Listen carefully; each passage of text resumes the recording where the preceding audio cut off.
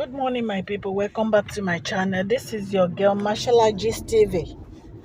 I am saying a big thank you to my old subscriber for subscribing to my video. God Almighty will bless you. And my new subscriber, if you have not pressed that notification bell is very, very important so that whenever I post a gist, you can get it. Please share this video, like, and subscribe. God bless you all.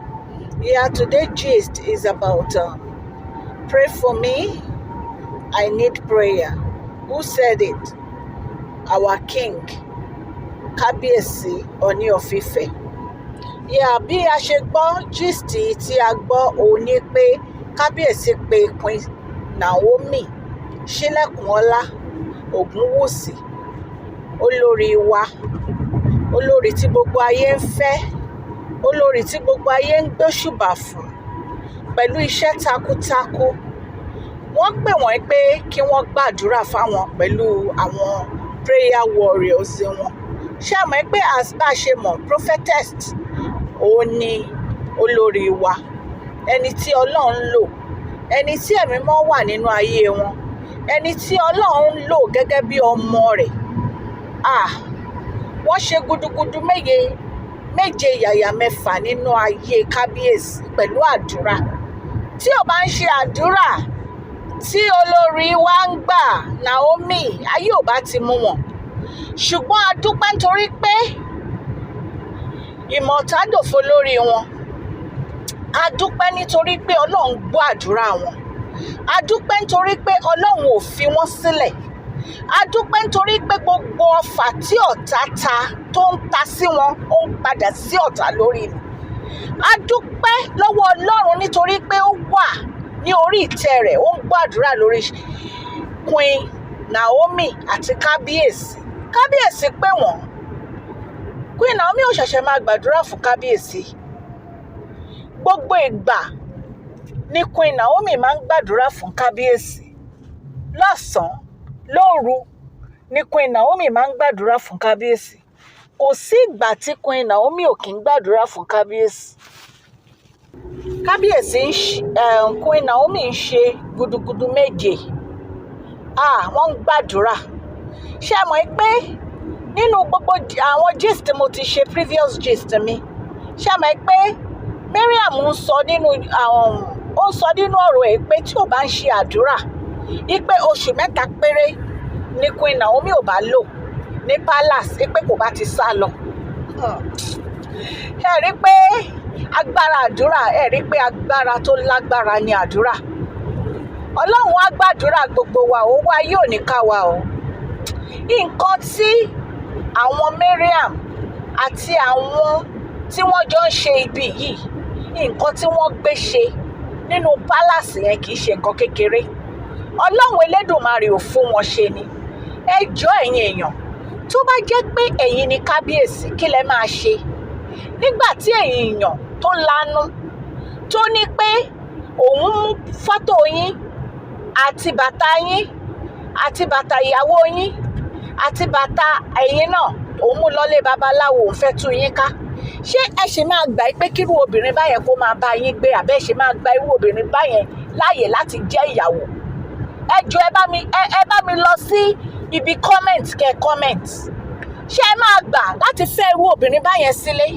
Obìnrin tó fẹ́ tí ò kọ̀ kí palace wó, obìnrin tí ò kọ̀ kí nǹkan burúkú ṣẹlẹ̀ nínú palace, obìnrin tí ò kọ̀ kí ó dójú tìyìn láwùjọ àwọn ènìyàn.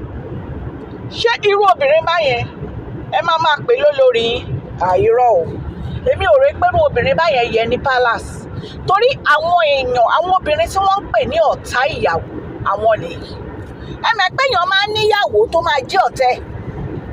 Bẹ́ẹ̀ ni àwọn ìyàwó kan wà tó jẹ́ pé ọ̀tá náà jẹ́ fún ọkọ, tó jẹ́ pé wọn ò fẹ́ ìlọsíwájú ọkùnrin yẹn. Àfi kó wo, tẹ́ bá wo Mariam, ẹ máa rí pé ó selfish, ara ẹnìkan ló wà after. Ẹ wo nǹkan tó ṣe fún Tóbi. Nígbà tí Tóbi àti Kábíyèsí tí wọ́n lọ sí Zaria àti Kaduna tí wọ́n ń padà bọ̀, tí wọ́n fẹ́ máa lọ láti Ifẹ̀ tí wọ́n fẹ́ máa lọ sí Èkó. Ṣé ẹ mọ̀ pé ó lọ bá kábíyèsí pé òun sì lọ́rọ̀ tó ń fẹ́ sọ nítorí pé ó ń tú àṣírí. Kábíyèsí dẹ̀ fẹ́ gbọ́. Ó wá òdì ọ̀rọ̀ yẹn. Ṣó ti yé yín? Ó ti mọ̀ pé kábíyèsí máa wà desperate láti jẹ́ kí òun tẹ̀lé wọn nítorí pé wọ́n fẹ́ gbọ́rọ̀. Òun ló fi lé Tóbi sọ̀kalẹ̀. Ara Mariam nìkan ni Mariam mọ̀. Kò fẹ́ anybody fún rere bó ṣe wà yẹn. Kò ní ìfẹ́ kábíyèsí. Mo rí fídíò kan tó ń sọ pé wọ́n arrange òun fún kábíyèsí ni òun ò nífẹ̀ẹ́ kábíyèsí. Ìwọ náà mọ̀ pé ò nífẹ̀ẹ́ kábíyèsí. Ó mọ̀ pé queen title ló bá wá sí palace. Ìtorí ẹ̀ ni ọ̀rọ̀ Yèyélúà yẹn fi ka lára. Ẹ̀rí pọ̀rọ̀ Yèyélúà yẹn ka lára, ó fẹ́ lè máa sunkún nígbà tí ìyálájẹ sọ fún yín pé òun kọ́ ni Yèyélúà, pé kábíyèsí ń parọ́ fún ni. Ṣé rí pé ó fẹ́ lè máa sunkún? Kábíyèsí ò ever sọ fún ẹ pé wọ́n ni Yèyélúà. Fúnra rẹ̀ ló decide pé ó máa pèrè ní Yèyélúà pẹ̀lú àwọn blogger tó ń sanwó fún. Ó decide fúnra ẹni. Ẹ wá gbọ́ àdúrà wo odi Jericho. Àdúrà wo odi Jericho Mariam. Àdúrà Queen Naomi ó wo odi Jericho Mariam. Mariam, àdúrà ti wo odi Jericho ẹ̀. Mariam, àdúrà ti wo odi Jericho ẹ̀. Gbogbo ẹ̀yin tẹ́ parapọ̀ mọ́ Mariam tẹ́ ń ṣiṣẹ́ ẹbí ní palace kábíyèsí. Àdúrà wo odi Jericho yín. Àwọn afàdúrà jagun wọ́n ń bẹ lórí ìtẹ́ tí wọ́n ń ké pe Ọlọ́run ọba. Ọlọ́run á dẹ̀ gbọ́ àdúrà wọn. Kábíyèsí kígbe, wọ́n tọ Queen Naomi lọ. Gbàdúrà fún mi. Má jẹ́ kọ́ta borí mi. Ọ̀tá ò ní borí yín kábíyèsí. Ẹni tó bá ní òun fẹ́ gbé ọwọ́ kọ́wọ́ lórí yín, orí ara ẹ̀ ló máa gbélé.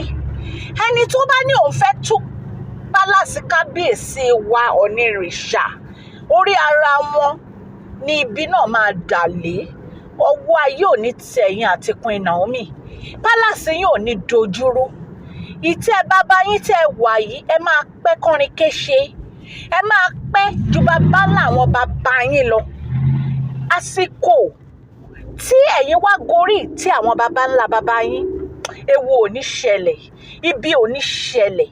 Gbogbo àwọn ọlọ̀tẹ̀ Elédùmarè ó máa dojú sí wọn. Bó ṣe máa rí nìyẹn ní àṣẹ Ọlọ́run. Mo gbàdúrà fún gbogbo ẹ̀yin tí ẹ̀ ń wò mí, ojú yín ò ní fọ́ o. Gbogbo ẹ̀yin tí ẹ̀ ń wò mí pátápátá lórílẹ̀‐èdè ayé, tẹ́ ẹ bá ti subscribe sí fídíò yìí, ẹ subscribe, ẹ share. Gbogbo yín pátápátá ọwọ́ yín ẹ máa fi ṣe rere. Ilẹ̀kùn á bẹ̀rẹ̀ sí ṣí fún yín. Bẹ́ẹ̀ bá ṣe ń tẹ subscribe button yìí, àbí tẹ̀ ń tẹ share, àbí tẹ̀ ń tẹ like, ire ló máa jẹ́ ti yín. Ẹ ní fi ọjọ́ ayé yín sunkún. Ẹ ní fi ọjọ́ ayé yín dààmú. Ọlọ́run á gbọ́ àdúrà gbogbo wa o. Please share this video, like. God bless you all. Thank you.